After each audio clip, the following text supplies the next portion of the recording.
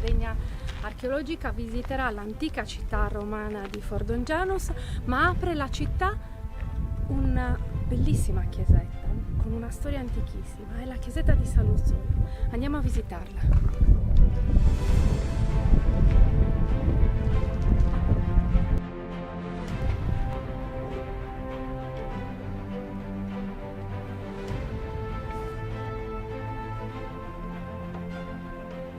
Un'antica chiesetta, dunque, questa di San Lussorio, un antico cimitero rivisitato. Qual è la sua storia? Esatto, infatti la chiesa sorge su una delle più importanti necropoli della città romana, appunto Forum Traiani, e proprio in quest'area, Lussorio, un militare di stanza a Forum Traiani patì il martirio. Siamo intorno al 303-304, quindi Lussorio venne seppellito in una cripta che è custodita proprio sotto questa chiesetta. La chiesetta che oggi stiamo visitando è stata edificata intorno al XII secolo, quindi siamo nel 1100, dai monaci benedettini di San Vittore di Marsiglia. Diciamo che ci sono state alcune modifiche nel tempo. Vediamo, la chiesa c'è un'antica volta a botte. Esatto, c'era una volta a botte che purtroppo è crollata intorno al 1240 e a quel punto è stata sostituita da questa con le capriate lignee. In seguito al crollo della volta aveva poi ceduto anche tutto il lato meridionale della chiesa e quindi è stato ricostruito nel XV secolo. San Lussorio è un monumento palinsesto, scritto e riscritto sullo stesso luogo.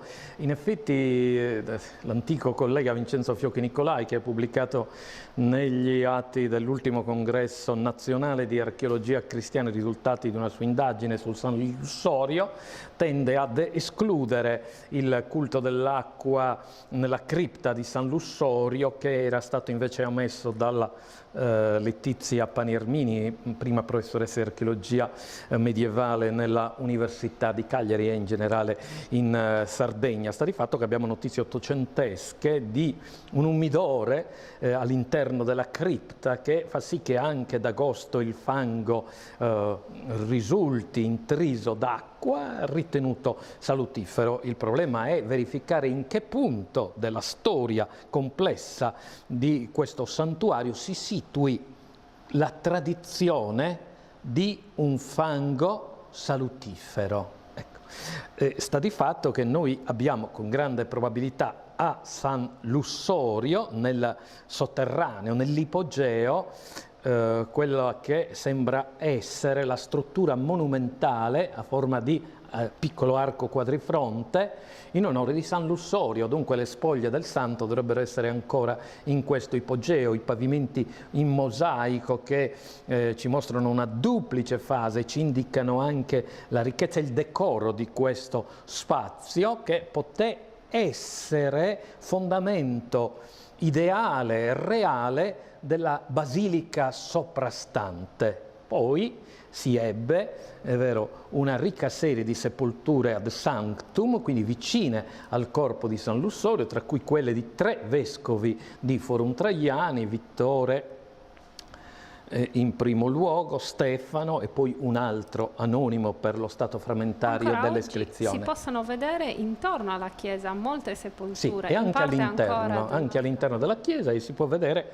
un'abside dipinta dove si suppone potesse esservi una mensa eucaristica. Anche su questo punto il professore Fiocchi Nicolai ha espresso le sue perplessità, ma gli incassi per 2 trapezofori, vale a dire 2 elementi in marmo per sostenere una mensa all'interno di questa abside, farebbero pensare ad una esigenza di culto, quindi sinassi eucaristica e non già mensa utilizzata per il refrigerium, il banchetto in onore dei morti e dei martiri in particolare.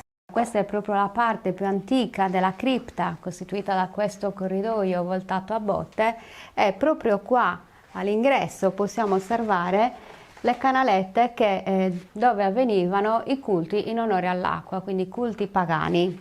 Solo successivamente, quindi una volta sepolto qua a San Lussurio, vengono ricavate delle sepolture anche lungo le pareti e l'area cimiteriale si è così ingrandita. Siamo in questo momento all'interno del cunicolo di percorso dei pellegrini, cioè i pellegrini percorrevano questo spazio per porgere i propri omaggi al santo. Esatto, ci troviamo proprio a fianco alla sepoltura di San Lussurio, sepoltura che era chiusa in origine nella parte superiore con delle grate e qua venivano deposti gli ex voto, i doni per grazia ricevuta.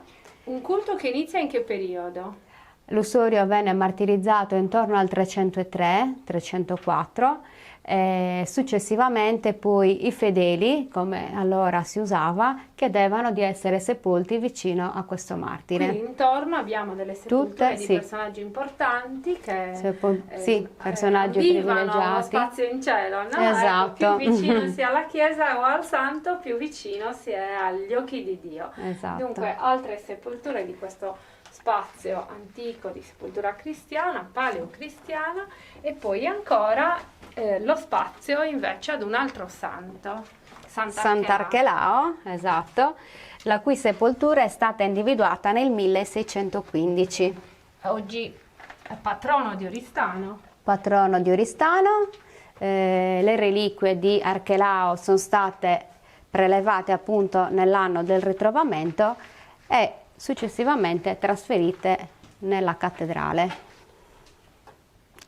Archelao era, per quello che dice la tradizione, un sacerdote dell'antica Forum Traiani che patì il martirio nei primi anni del cristianesimo. Effettivamente si sa molto poco di questo martire, era sicuramente un personaggio importante visto che trova comunque sepoltura all'interno della cripta e tra l'altro proprio di fronte a quella presunta di San Lussurio. San Lussurio invece in Sardegna ha una certa fama, molti paesi della Sardegna sono devoti a San Lussurio. Noi camminiamo intanto in un pavimento di straordinaria importanza, tutto mosaicato di periodo ovviamente romano, e che ci mette in una vera e propria aula religiosa interamente affrescata, che ricorda un momento prima pagano anche in questo caso e poi ancora cristiano. Ilenia, ci vuoi raccontare? Sì, in effetti a un certo punto il culto di Lussurio diventa talmente importante che richiama sempre più fedeli in visita alla sua sepoltura. Quindi intorno al VI secolo in effetti si provvede a costruire questa piccola basilica. Molto piccola ma sicuramente era molto bella, tutta affrescata. Questi spazi, esatto, sì, questi spazi andavano proprio ad accogliere delle basi su cui poggiava un altarino e qua si celebrava l'Eucaristia in onore al martire. Anche in questo caso intorno al martire altri sepolture, in questo caso di vescovi, perché non dimentichiamoci che Forum Traiani era anche sede vescovile. Esatto, infatti queste due sepolture appartengono proprio a due vescovi, Victor e Stephanus. San Lussurio esiste, c'è un percorso lì appunto nell'ipogeo che farebbe pensare quasi a un luogo di ossequio nei confronti del santo. Non c'è dubbio, è il più chiaro esempio di luogo di pellegrinaggio martiriale della Sardegna. D'altro canto la targa marmorea immurata sulla parete meridionale della chiesa di San Lussurio fa riferimento al luogo dello spargimento del sangue del martire decapitato, icche fusus est sanguis beatissimi martiris Luxuri. Qui è stato sparso il sangue del beatissimo martire Lussurio. Si celebra il suo dies natale, il giorno di nascita al cielo, la sua morte, 12 giorni prima delle calende di settembre, ovvero sia il 21 agosto, in corrispondenza anche dei dati che un calendario, il martirologio geronimiano, nella sua versione del VI secolo ci riporta, e poi ancora un restauro di un vescovo, Elia che è menzionato in una quarta linea che è aggiunta successivamente. E qui c'è il problema del luogo del martirio di San Lussorio, perché il che fusus est richiama il luogo del martirio e non il luogo della deposizione del santo. Si è fatta l'ipotesi che il luogo del martirio potesse essere nell'anfiteatro, perché l'esecuzione capitale era uno spettacolo per il gusto barbarico anche dei cittadini di Forum Traiani come di tutto il resto dell'impero. Si ammazzava la gente verso mezzogiorno, perché dapprima c'erano le lotte contro le bestie feroci, e poi il clou era naturalmente le coppie gladiatorie che si scontravano, ma al pomeriggio, a mezzogiorno, quando si mangiava, si facevano le esecuzioni capitali, che anch'esse costituivano un sollazzo per la gente del tempo. Dal culto dell'acqua, antica chiesa bizantina, con una scalinata che portava alla cripta. Esatto, inizialmente esisteva questo collegamento che quindi dall'altare della vecchia chiesa portava alla cripta. Naturalmente in quel momento era visibile solo il corridoio voltato a botte e la parte relativa alla memoria del martire.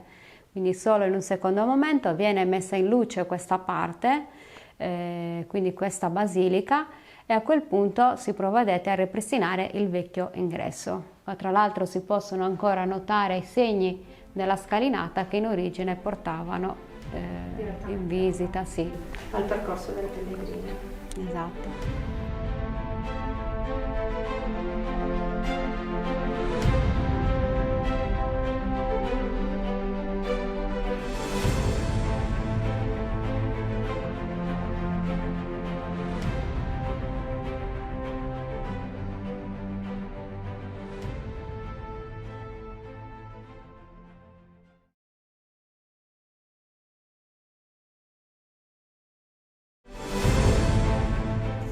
Il vostro reparto è prima corte ipsidana.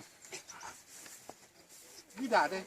Ipsidana. Forte però. Forte! Non ho sentito. Ipsidana! Chi siete voi?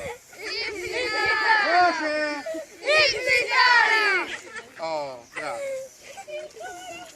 Forum Traiani, una città al confine con il mondo dei barbaricini, è a ridosso, quasi a protezione di questo golfo emporico che è il golfo di Oristano.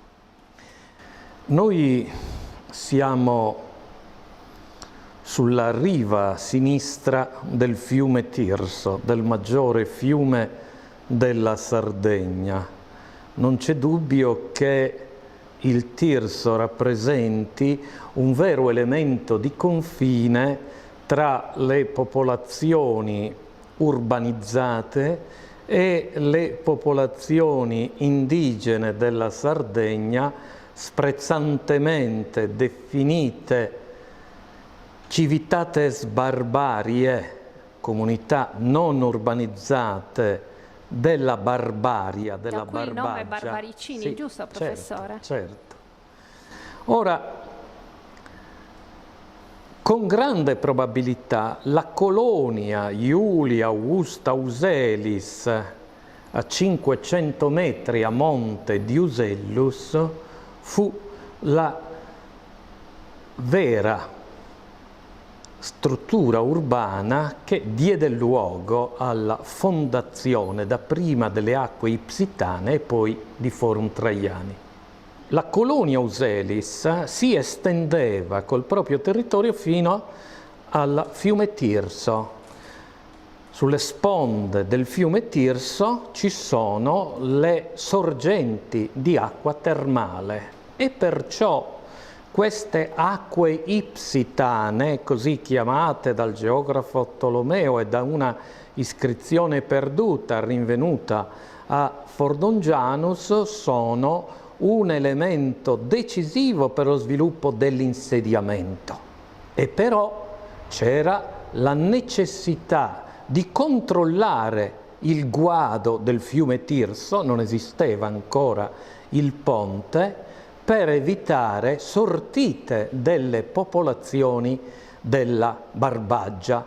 E siamo informati dalle fonti antiche che nel 6 d.C. Roma dovette riuscire a organizzare rapidamente delle truppe per combattere una vera e propria guerra in Sardegna contro queste civitates barbarie. Ma perché non volevano, come dire, amalgamare la loro vita con i romani?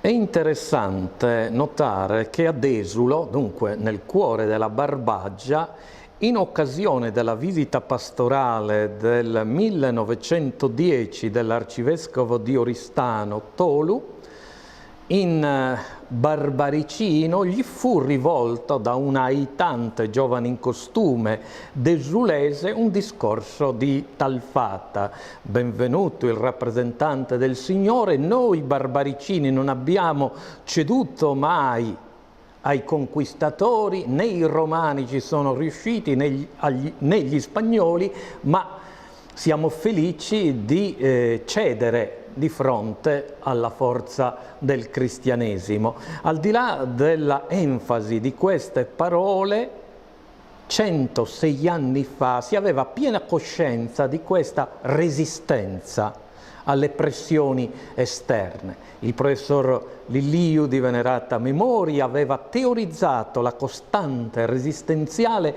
barbaricina.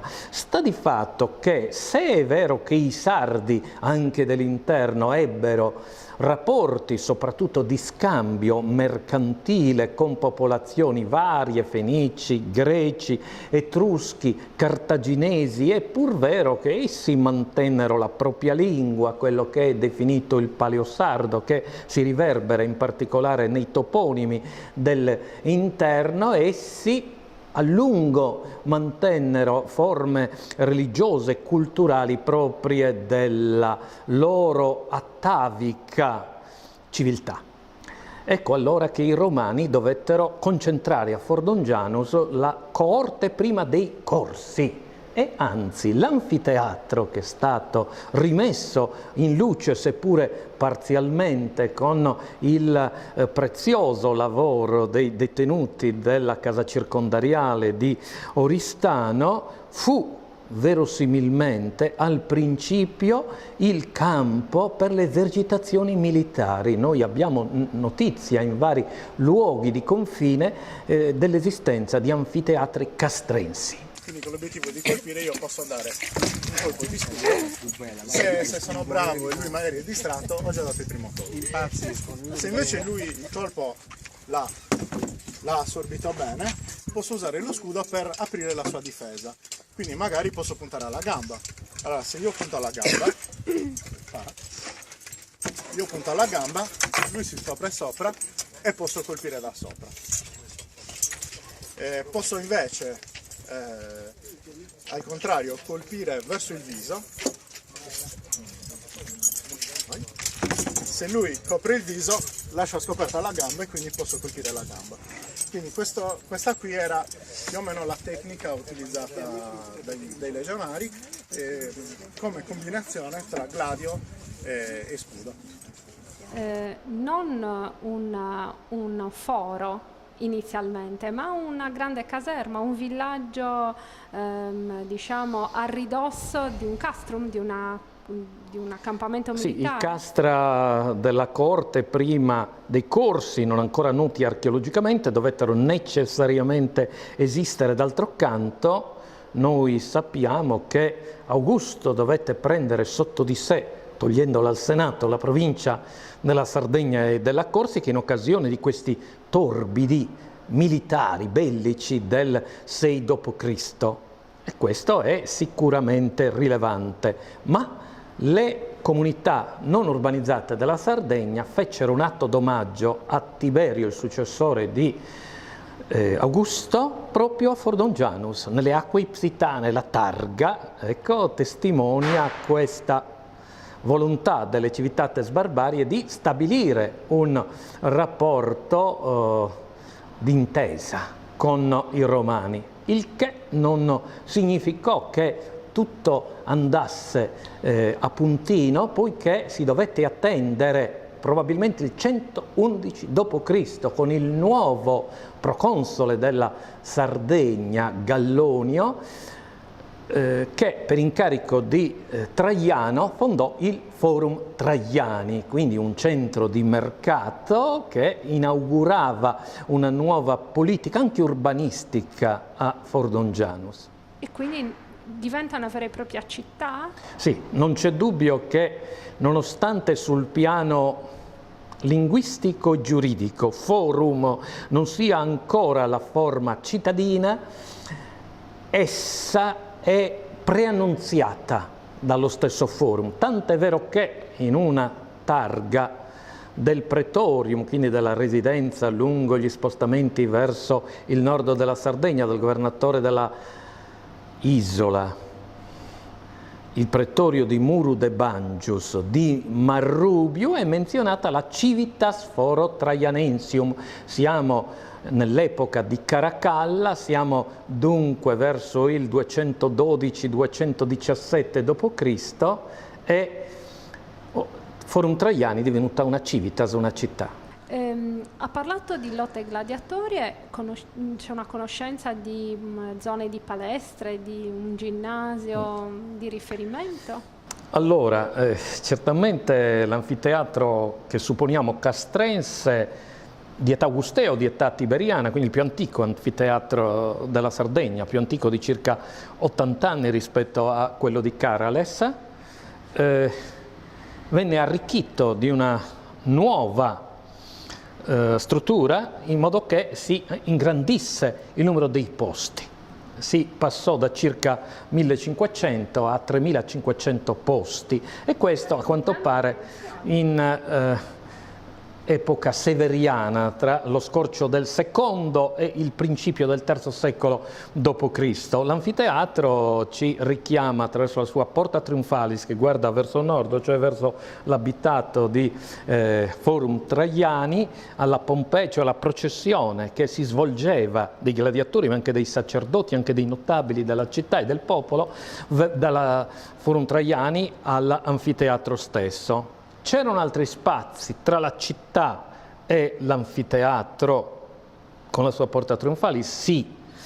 Questi spazi potevano essere legati anche a attività ginniche, a attività proprie della palestra. Normalmente le palestre si ritrovano presso le terme, allora ci si chiede se le Acque Pisitane avessero una palestra. Sta di fatto che questa non sembra intravedersi nella piazza lastricata che si individua a nord del complesso termale. Dunque c'è molto da indagare, molto da scoprire nell'area dei Forum Traiani.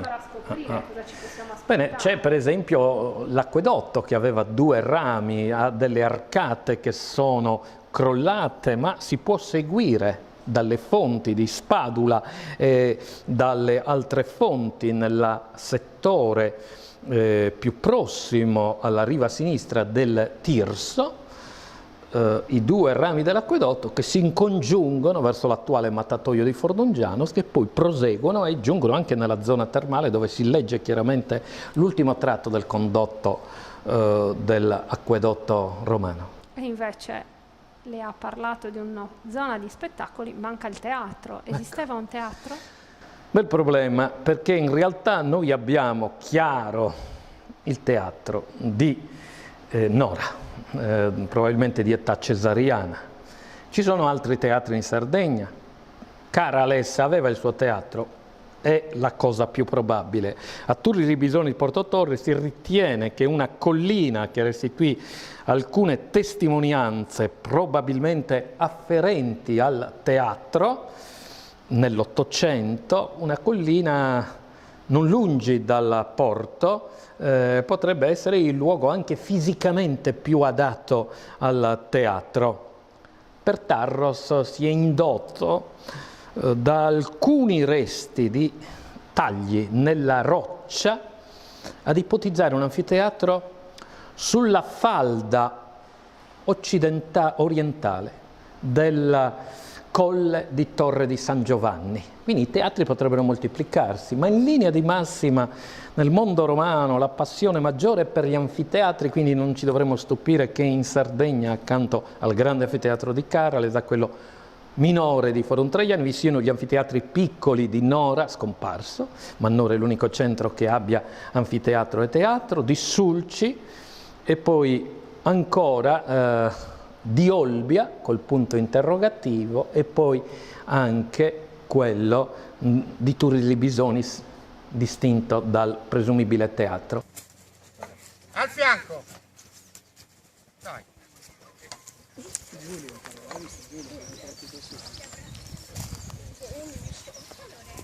Al ginocchio! Anzi, lo scudo e poi su. Così, bravi. Piegate le gambe, vai.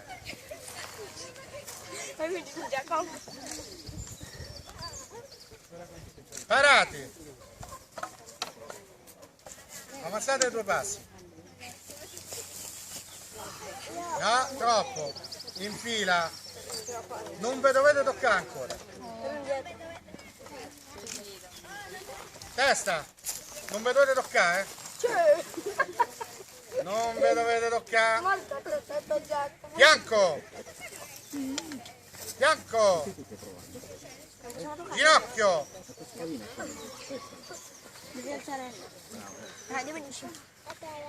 Parati. Adesso vi faccio toccare. Sullo scudo. Un colpo ciascuno sullo scudo. Vai. Vai.